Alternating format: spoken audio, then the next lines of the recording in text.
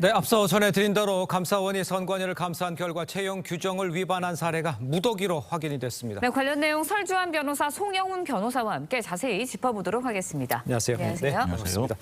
자, 아까 말씀드린 대로 선관위 직원들 전 사무총장의 아들을 세자라고 부를 정도로 지금 그 얘기를 보면 이제 자녀 특혜 비용이 아주 만연돼 있고 다 알고 있었다는 얘기 같아요. 특히 이제 구체적으로 확인된 사례들을 좀 알려주시죠. 일단 지난 10년간에 진행된 그 선관위와 경력직 공무원 채용이 총 291차례라고 합니다. 네. 그중에서 비리나 규정 위반이 확인된 것들을 이번에 감사원이 적발한 것인데요. 규정 위반은 무려 1,200건이 넘었다고 합니다. 그리고 예. 선관위 전현직 공무원의 아들, 딸, 예비 사위가 21명이 합격을 했고요. 이 중에 12명이 지금 부정 합격이라는 것이 감사원의 감사 결과입니다. 네. 대표적으로 이제 김세환 전 중앙선관위 사무총장의 아들이 있는데요. 네. 당시에는 이제 김세환 사무총장이 아니고 사무차장이었습니다. 2019년에 그 인천 선관위가 채용 공고를 한 걸 보면요. 예. 처음에는 7급 이하 행정직 1명을 뽑기로 되어 있었습니다. 예. 그러다가 선발 인원을 2명으로 늘렸고요. 여기에 이제 조건이 추가가 됩니다. 35세 이하 그리고 인천 출퇴근 가능자 이런 조건들이 붙으면서 지원 인원이 26명에서 8명으로 줄어들고요. 예. 그리고 이러한 신상은 당시 김세환 사무총장 아들의 신상과 일치했다고 해요. 그리고 예. 3명의 면접관 중에 2명이 이 김세환 차장의 아들에게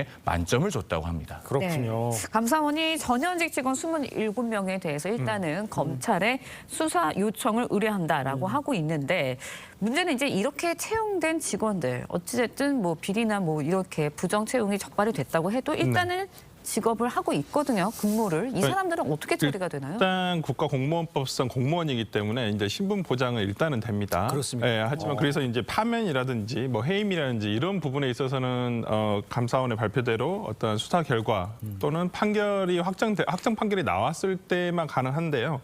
그 전에라도 어찌 보면 지금 공무원법상 징계 사유가 뭐 파면 해임 강등, 정직, 뭐 견책, 네. 뭐 이런 것들이 있기 때문에 예. 그 안에서 어느 정도 이러한 것을 징계를 할 수는 있겠습니다만은 네. 어찌 되었든 간에 그 정도를 따지기 위한 기준을 보려고 하더라도 어떤 수사기관을 통한 어떤 수사 결과 또는 어떤 확정 판결이 나와야지만 가능하기 때문에 일단은 이 채용된 어떤 이런 분들에 대해서도 일단은 뭐 공무원법상 신분 보장이 되기 때문에 일단은 계속 직위는 유지가 될 것 같습니다. 그 부분 참 답답한 내용이네요. 네. 자, 일단 문제는 이제 특혜 채용뿐만이 아닙니다. 직원들의 근태 관리에도 문제가 있었습니다.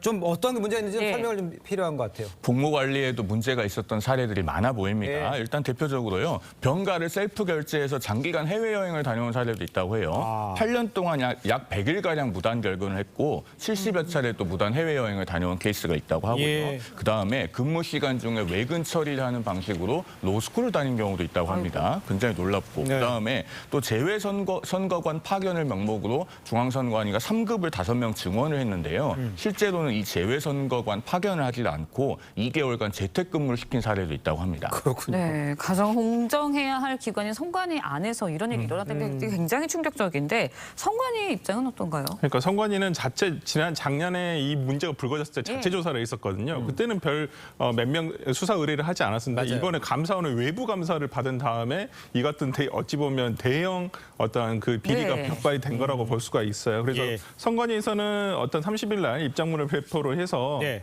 5월 자체 특별감사에 따라서 전 사무총장과 차장 등 4명을 수사 의뢰를 했고 9월에는 국가권익위 고발에 따라서 이번에 검찰 수사를 진행 중인 것으로 알고 있고 네. 이번 저는 비리로 인해서 아마 수사 의뢰가 될 것이고 이 부분에 대해서는 수사 결과 또는 판결까지 받아보고 아마 선거관리위원회 자체적으로 아마 징계가 네. 진행되지 않을까 싶습니다. 처음에 문제 불거졌을 때 헌법기관이라서 감사를 자체적으로 해야 된다 그렇게 했던 기억이 있죠.